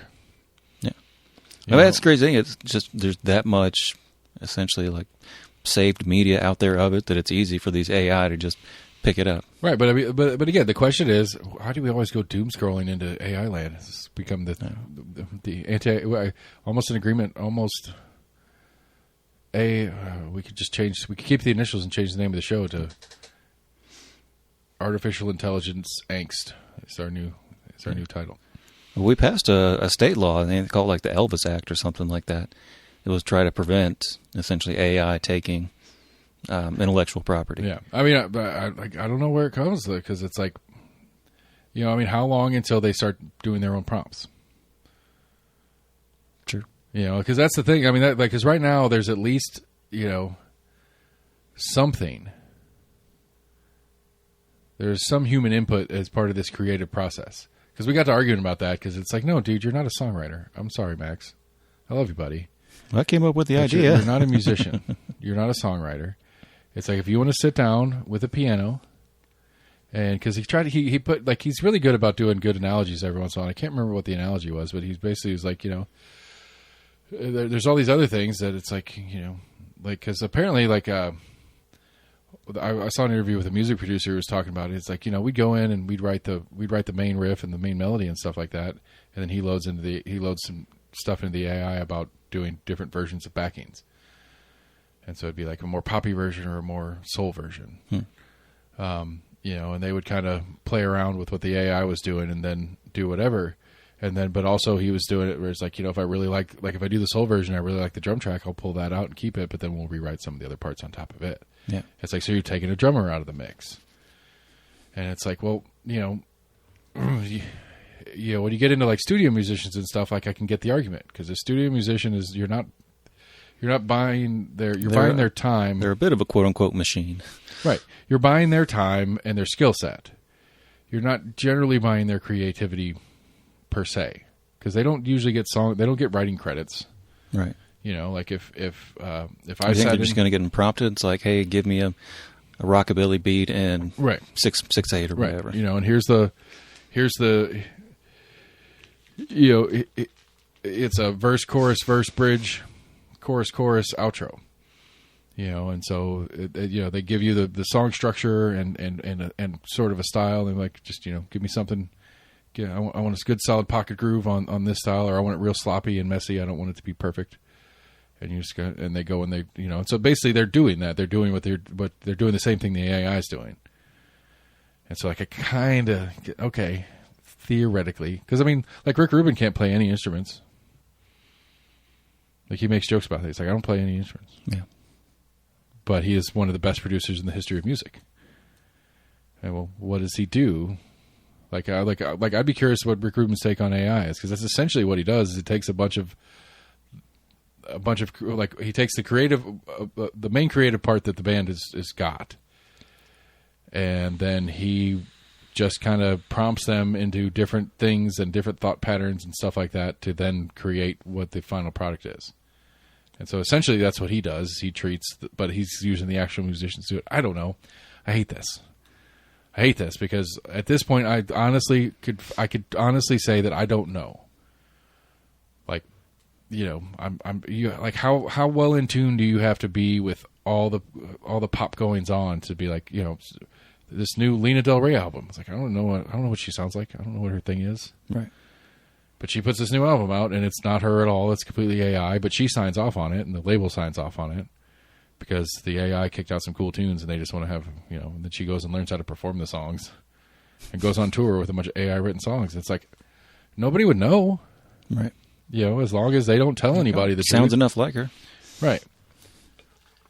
They put, but then you go, well, so many filters on, you know, vocals. Yeah. Well, but I mean, and because you go through some history stuff, some random crap I know about music. Lenny Kravitz couldn't play the riff. Like, he wrote the riff to "Are You Gonna Go My Way," but he couldn't play it at speed when they did the album. Right. And so he had a studio guy come in and play it at speed, and he then had to spend like the next 3 months practicing so he could play it at speed so they could go on tour. Which, again, how's that any different than Lana Del Rey, I suppose, prompting an AI to write a song for her, then she goes out and learns how to perform the song that the AI wrote for her. I don't know. Like, it's just, I don't know how, it's just bad.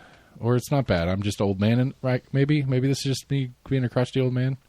I don't think it is. No, not that much. Because I truly believe that AI is a different kind of technological disruptor than we've ever had in the history of the human species. Yes, steam power had a huge... It's touching a lot of, I guess, facets of society. Well, because, I mean, the number one it touches creativity. That's the one thing that we always had that nobody else did. Right. Or that no machine had. No machine had the creativity part. Right. Now you've got graphic artists. You know, you can have AI make a whole comic book for you, basically. Yeah. Drawings and comment and dialogue. Yeah. And it's just like, right. I like it. So the creative part's no longer safe. And that was the one thing that, no other technology ever took away. Like, it was always like, okay, it was more efficient. I'm doing more efficient version of whatever the thing I was doing before because of this new technology. And I guess that could be the argument for, the Rick Rubin scenario that we just put together. It's him doing the same thing. It's just more efficient than him having to go out and have this band redo and re-record until they find the right version of it. But that's still his creativity on the front end. That's not counting just complete 100% the AI prompts itself to write a new hit song. Because I mean, even that, like, oh God, because you got to get to another level of that, because the AI prompts itself to write a hit pop song.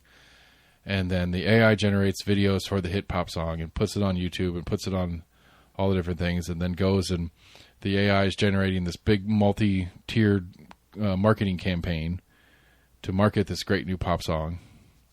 And it becomes just completely like world takeover, number one hit in the world song.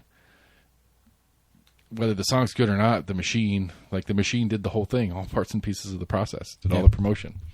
I mean, hell, like, how far would it be? But how crazy would it be for the AI then to go on to like LinkedIn and hire performer musicians, and then sends them the parts so they can learn the parts, and then goes out and produces a tour and books dates, and hires all the people. Hires the bus driver and all the technicians to go set up the equipment, and gives them all the details on how to do all their parts and pieces, and how they're going to set the stage up, and what the light show is going to be, and what the set list is going to be. And then you have this whole band of musicians and all the tour, all the grips and stuff on tour, going out there putting this whole tour together for this imaginary band that the computer made up. It's perfectly within the realm of possibility right now. All right. Because the only thing that would blow the cover of the computer is that somebody in the band's going to look and be like, who wrote this? Right. Who's our manager? Who's the lead singer? Like, who's the artist here? We're just the backing band, right? Right. But then somebody's up there singing and you don't know who it is. I think it's weird that our manager's name is Alexa. Gemini. Thought that was just his username. It's his screen name. That's what he talks to us on. So, all right. You got anything else? Or you want to? I can't think of too much. You just want me to get restarted on an AI rant? All right, I'm going to get weird first. I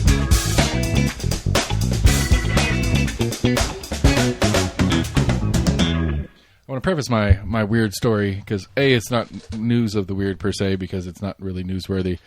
But B, I want to preface it in that this is not me complaining. This is just me telling a story of a weird thing that happened to me on Thanksgiving. So we have been hosting for the wife's family for many years now. We like hosting. I love hosting. I love cooking for people. I love cooking for bulk people. It's one of my favorite things. And so chaos of a Thanksgiving day. I run over to my brother's house and hang out. We got the meat on the smoker, and then me, the wife, and kids went over to my brother's house and hung out for a little bit. Just spent a little time over there. Said hey to my nieces, and then my sister-in-law's sister and her family were there and hung out with them. My parents were supposed to be there, but they ended up not showing up till a little later after we got back. So my mother-in-law and one of my brother-in-laws is hanging out at the house while we're out. So then my sister-in-law, my other brother-in-law, that brother-in-law's girlfriend, was our guest list for the day, right? That's what we were expecting. There's supposed to be 9 of us. And then one of the brother-in-laws had a friend of his who doesn't have any family in the area come hang out with us last year, which is totally fine. And we asked if that dude was coming back this year. He's like, no, but I got another friend that's coming. It's like, okay, cool. No problem. That puts us at 10. It's not a crazy number, whatever. Not complaining. A good round number makes things easier. Well, his +1 brought a +1. That's not right. Which again, I'm not complaining about it at all. This guy was super nice. He was super cool, super appreciative. Like, put some interesting effort, but did put effort in to not come empty-handed. He came in, so they both came in with a 6-pack each, and So he brought. I'm in the kitchen. Don't know who these people are. I was mainly mashing our potatoes. I like to do with the masher. I don't like to use the blender or the mixer. I like them chunky and whatever. That's how I like my mashed potatoes if I'm going to make them. So I'm in there and I'm mashing potatoes, and this stranger walks into the kitchen. And first the first dude walks in. He's like, "You're big." It's like, "Okay, welcome to my house." And then he wanders off. So I was like, "The cooler's out back. You could throw your beer in there or whatever." He's like, "Okay, thanks." And the other one walks in, and he's like, "Here, I brought this for dinner or whatever." And it's like a refrigerated section, like serves 2 mashed potatoes, throw it in the microwave mashed potatoes thing that he picked up at the gas station or the grocery store or whatever. Right. Which, good on you. You didn't come empty-handed. That's very polite. But it's also like I'm literally hand mashing potatoes while he hands me some microwave mashed potatoes. And I was like, okay, whatever, cool, appreciate you. This kind of makes up for like the 2 portions we were going to eat. Right. Right? Yeah. Right. And so it was just like, like it was weird. It was not bad. It was just kind of weird. It's like, again, I'm not complaining at all. I was perfectly happy to have him. He's a nice enough guy. He's from New Jersey and Florida at the same time. And we were having different debates about which armpit he came from most recently, whether it was because he was Southwest Florida, so down on the end of the state of Florida, but not on the cool side of Miami, the Gulf side. Right. But then he also was apparently in New Jersey, and we were making fun of how much more redneck the South half of New Jersey is than East Tennessee. He was saying, never heard that. He was saying that his joke that started the conversation, which was a perfect joke because it got my attention. He's like, I'm pretty sure the Mason-Dixon line runs halfway through New Jersey, and everybody goes, what? Because everybody knows that's not true.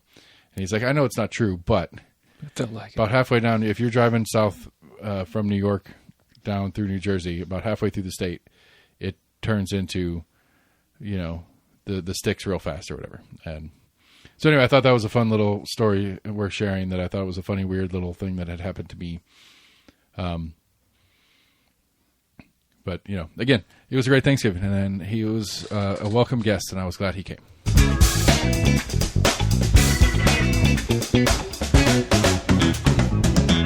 Let's see here. We got motorist in North Carolina tells 911, quote, I just had a bald eagle drop a cat through my windshield. Okay. We had a bald eagle out at camp this year. Did you? Yeah. Damn. Pretty exciting. I also saw there, not to derail your news of the weird, that just reminded me that about Cookeville, saw a black bear that got road killed.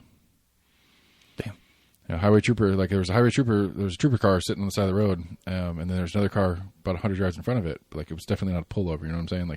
They were too far apart. And so, we're slowing down, traffic slows down. This is when that section where it's pouring buckets on and off as we were driving. And so, as I get past it, right in front of the trooper's car, there's black fur. And it wasn't alive. I was like, damn. I told Max the same. They're like, why didn't you stop? I was like, well, what do you want to stop for? It's like, claim it. Be a cool, you could still get a good bearskin rug out of it. You can claim, for deer and stuff, you can claim roadkill here in Tennessee. Does it take one of your tags? For deer? Yeah. I don't think so. Yeah, you're getting to harvest it. Yeah, but I think the point is they want to, it's better for the data to have the data than for you to just throw it off. Right. Or just leave it there to rot. You're still leaving it to nature. Eventually, vultures or something will come along. Right. And then the vulture gets hit by a car because it's right in the middle of the fucking interstate, or somebody wrecks off it and stuff like that. As long as we're not in Canada running into moose, where the moose will just destroy your freaking 5-ton pickup truck. Right. And the moose and wins. Still walk away. Yeah. The moose will be like, what? Did I step on something? All right, whatever. Moose are big. Anyway, bald eagle drops a cat on somebody's car while he's driving. Yeah, that's crazy. It's happening in Western North Carolina. Let's see here, when the carcass of a cat crashed into the passenger side of her front windshield along highway near the Great Smoky Mountain National Park. That's right. It is the season for our 2 national birds. Ben Franklin wanted us to have a turkey.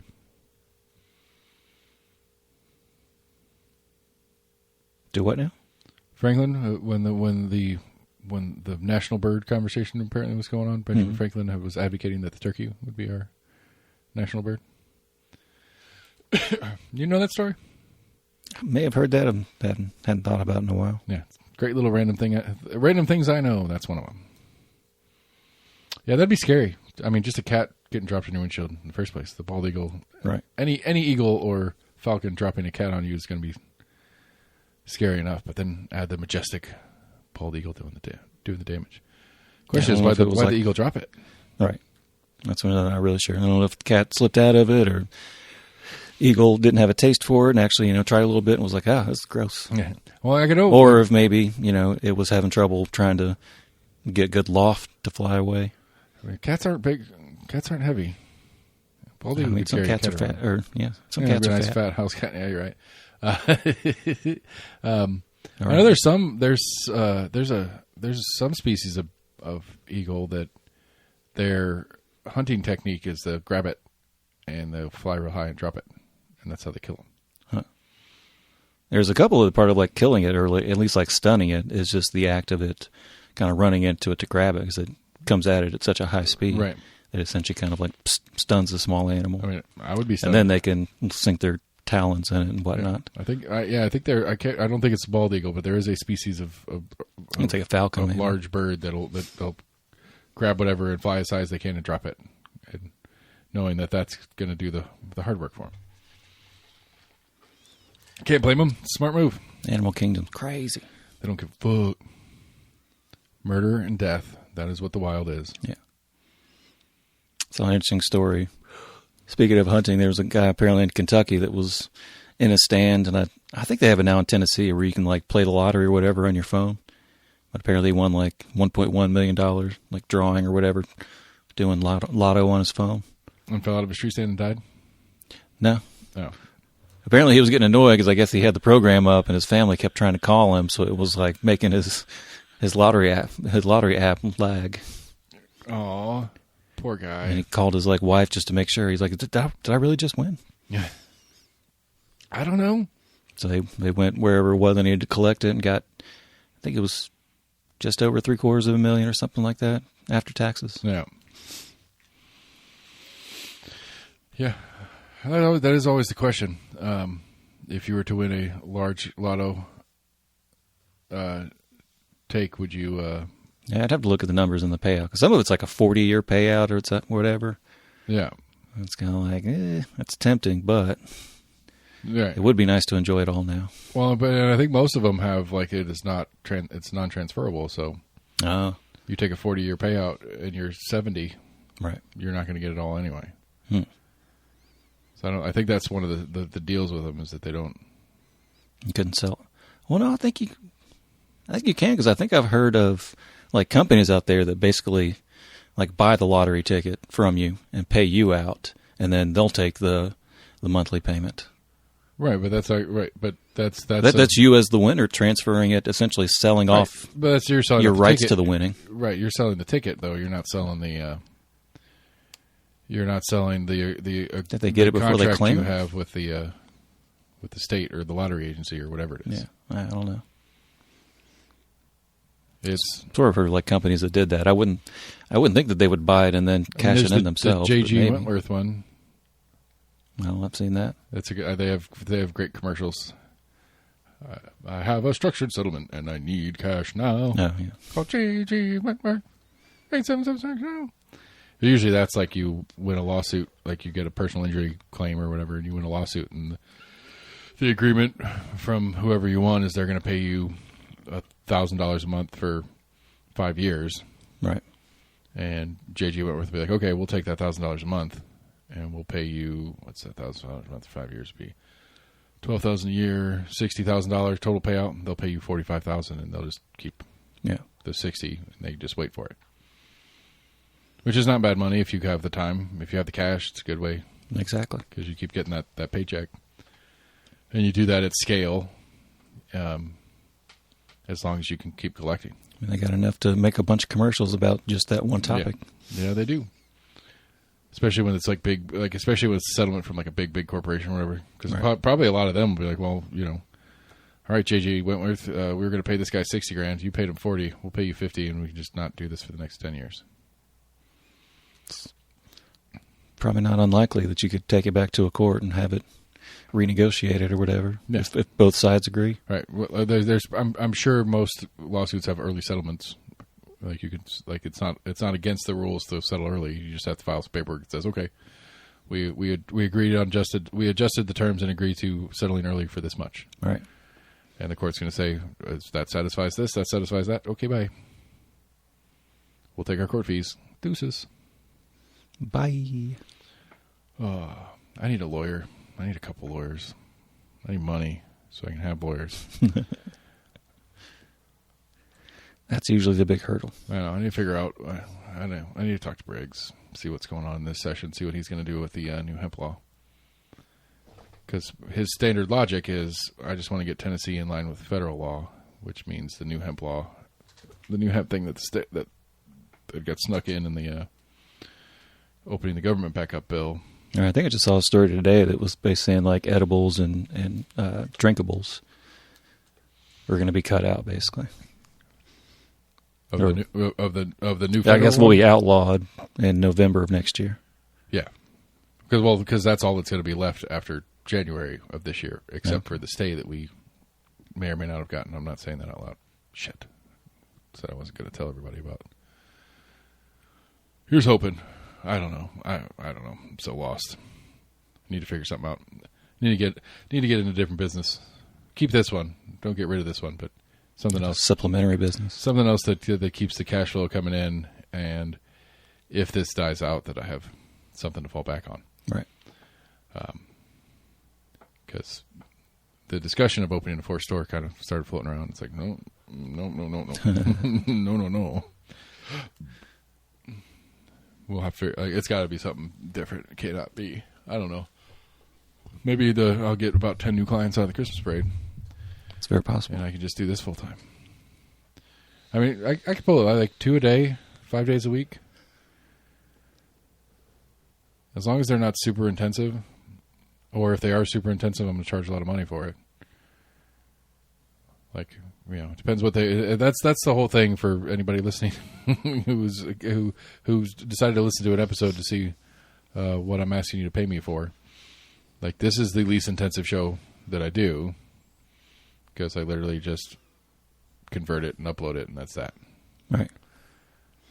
But I also don't that's the style show that I'm going to do. But I figure, if you're going to do a 2-hour show like this one, I'm going to charge by the hour. You can do a 2-hour show. You can do a 5-hour show. I don't care. But if you do a 2-hour show and then I have to spend 6 hours editing it, I don't care how long. The final show might only be 45 minutes. But if I have to spend 6 hours on it, you're paying me for 6 hours of work, not for 45 minutes of show. So it really depends. It's all open to negotiation from my perspective. It's just the question of when I have to move out and get a standalone studio somewhere else.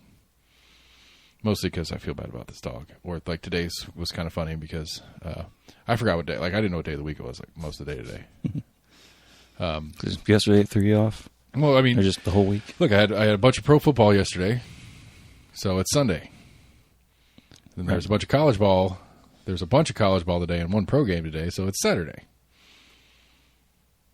It's also the kids have been out of school for 2 days in a row, so today's Monday. No, today's Sunday because the kids have been out of school. We're out of school yesterday and they're out of school today, so it's got to be Sunday. Right. So tomorrow's Monday. Plus there's a pro football game on. It's got to be Sunday. And so the missus walked in during the Compass podcast we were taping earlier. She just walked in the back door because she forgot that it was Friday and they were here. And I should have probably reminded everybody, but just didn't think about it. I'd kind of forgotten it was Friday for a minute. And then this stupid state championship football's on, so they can get the Jeopardy wasn't on. That's bullshit. I know it's on. It'll be on Monday at 11:30, which they always do. Last night's Jeopardy today at 11:30 a.m. So Friday's on Monday, and so on. Was it Halls that went far this year and hadn't done that in 25, 30 years or something? I don't. Yeah, Halls was playing Central last week for the regional semifinal, I think is what it was. Maybe that's what it was. And then tonight would have been the regional finals, and so then whoever won tonight was going to the state. Will be in Chattanooga next week to play whatever the next level up is, and then I think the week after that would be the state championship. Like had West stayed in, he would have had football practice yesterday. That's true. And been playing. We would have had a game tonight. Damn. Had West been more West-like than they were this season, which would have been cool. I'd have been excited about it. Yeah. I mean, it might have changed to a lot of it might have done significant change to the logistics of Thanksgiving for us, but yeah, would have worked out. I don't know what the rules are. Like, I'm not the rules, but like, I'm sure Coach would be like, "Don't eat a bunch of food, right? Do not." I know you want to carb load, and we encourage you to carb load. Well, I mean, that's what they do during the season. They carb load on Thursday night for the Friday games, or the day before. Yeah. But I don't know. I'm sure they would have some nutritional advice for Thanksgiving dinner if there's a game day. You need too much pumpkin pie. Yeah, chill out on the pumpkin pie. Do all that kind of crap. Anything else weird or anything else to cover? Hope everybody's gearing up. We can now officially start doing Christmas stuff. I've been avoiding Christmas stuff. For those of you who, I love this. This was a conversation, and we decided to do it. The Pirate Tavern on North Central in Happy Holler is a Christmas music free zone. So, like we have Christmas decorations and stuff like that. We're not Christmas free. We're just not doing Christmas music. So here in about 3 days, when you were worn out with public Christmas music being all up in your everywhere you go, come hang out with us, and we will just have regular music on. No Christmas music will be played. I think it said this year was the 60th anniversary of Charlie Brown Christmas special. No, it was the 99th Macy's Day Parade was yesterday. Yeah. Apparently, I saw some video. A bunch of people were convinced that Mom Donnie had canceled Macy's because they didn't take the time to they saw some viral post, but they didn't take the time to look at the actual author of it is a satirical news organization or whatever. Oh, that was what I wanted. Which I had to be reminded of. I was like, he's not even sworn in yet. So how was this person convinced that somebody that's not even mayor had taken it away? And I'm sorry, that would be much bigger news. That would be huge news. The biggest parade has been canceled. The largest cities in the world cancels one of the most traditional parades in the history of time. Right. Apparently it was something crazier about it that they weren't exactly canceling it, but they weren't going to have it on Fifth Avenue or whatever, and then they were going to charge Macy's $10 million to put it on or some bullshit. I'm sure it's got to cost bukus. Oh yeah. I don't know. I'm sure NBC it's just what people are easily believe stuff if they're primed to. I'm sure NBC pays a pretty hefty sum to get to air it, to air it and stuff like that. I'm sure that'd be I won't say it like other things. Oh, there's two other things. So the Backroom Knox guy apparently has decided to do a forensic audit, and I'm really excited about it. Mm-hmm. He has gone to Chris Caldwell and gotten all sorts of financial data from the county, and he's going through department by department, vendor by vendor, over the last year or two. I don't know how long he's doing it. He's doing his Doge, and he's doing it. And I'm really kind of fascinated. I've been following him, posting about it because he's not posting an opinion on it. He's just this is what this department spent, and these are the vendors they spent it on. Right. Read into it however you like. Right. Which he is a they are whatever they are is a very new Republican. He is a very new Republican style person. He was probably on the Betsy Henderson train of he was super vocal about how much he hated the idea of raising sales tax in the city. Right. He's already been super vocal about the hints of maybe having to raise property tax in the county. He doesn't think they need to raise property tax, and he's going to do this audit to find things on why. And so far, it's been no, that makes sense. The problem is, and this is the problem when you get into government stuff. It's $1 billion budget. Right. The Knox County Roads Department spends $500,000 with construction company X. All right, that's what I was about to say. You can kind of read into some of that. It's a huge number. You look at that number. Right. Spend how much on concrete? It's that's just the price of it, right? And so it's good. It is very easily manipulatable in the idea of you see these huge dollar signs. It's that's crazy, right? But then you go, wait, hold on a second. There's however many miles of road in Knox County that get repaved, and very little of that is done directly by Knox County. They're hiring contractors to go out there and do the work.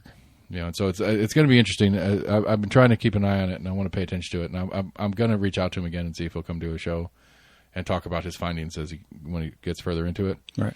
Because I'm really curious what his take is. Because as far as I gathered so far, he is a Betsy fan because Betsy has promised not to raise property tax. But he could very easily get to the end of this and go, I don't know how we're going to not raise property tax.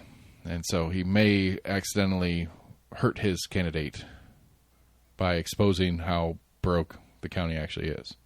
Possibly. And so we'll have to wait and see as that progresses. But I thought there was some kind of a budget that got approved or something recently. Or no, they added something to the budget for, what was it?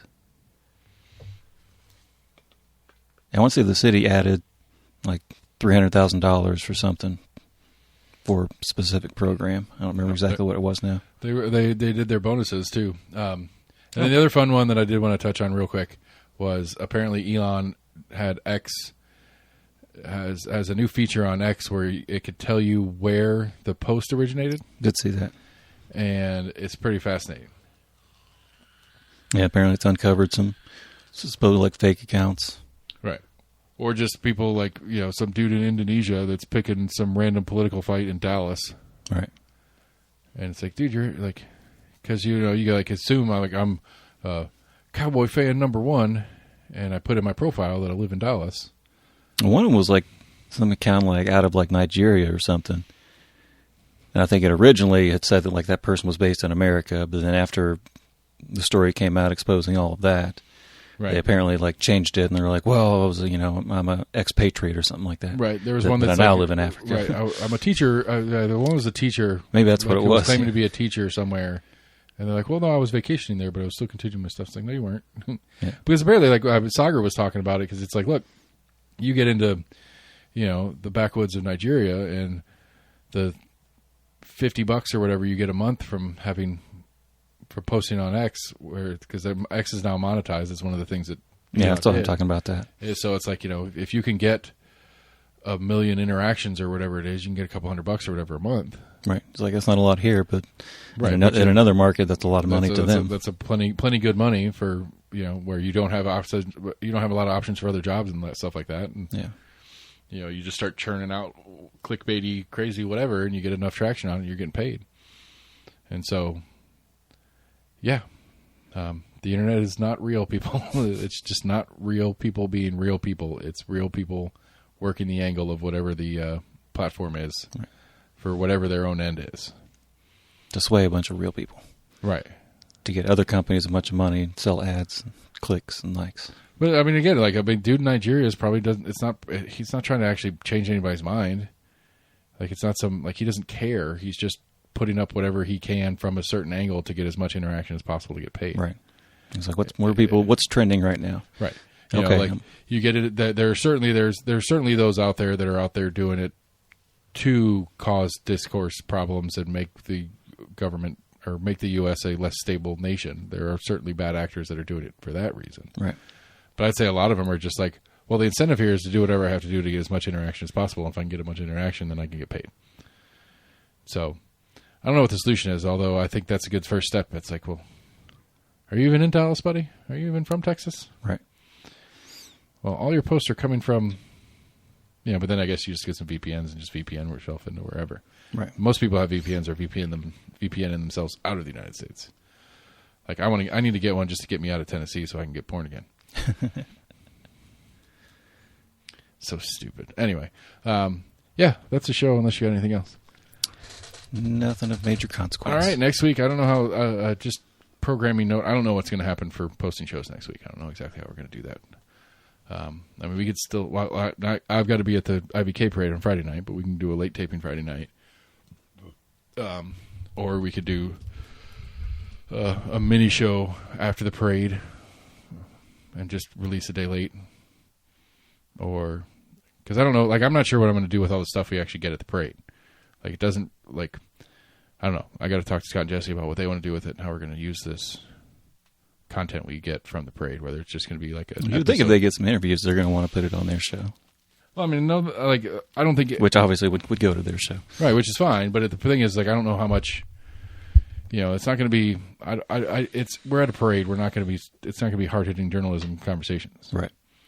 It's going to be like it's going to be a lot of I love doing the parade. It's a fun time. Glad to see all these people out here. It's just going to be a bunch of those kind of quick 5-minute interviews. It's not going to be what's your policy on this tax increase, right? How do you feel about this tax increase? I'm going to ask Mayor Jacobs if he's there, how he feels about Betsy Henderson talking shit about him to everybody.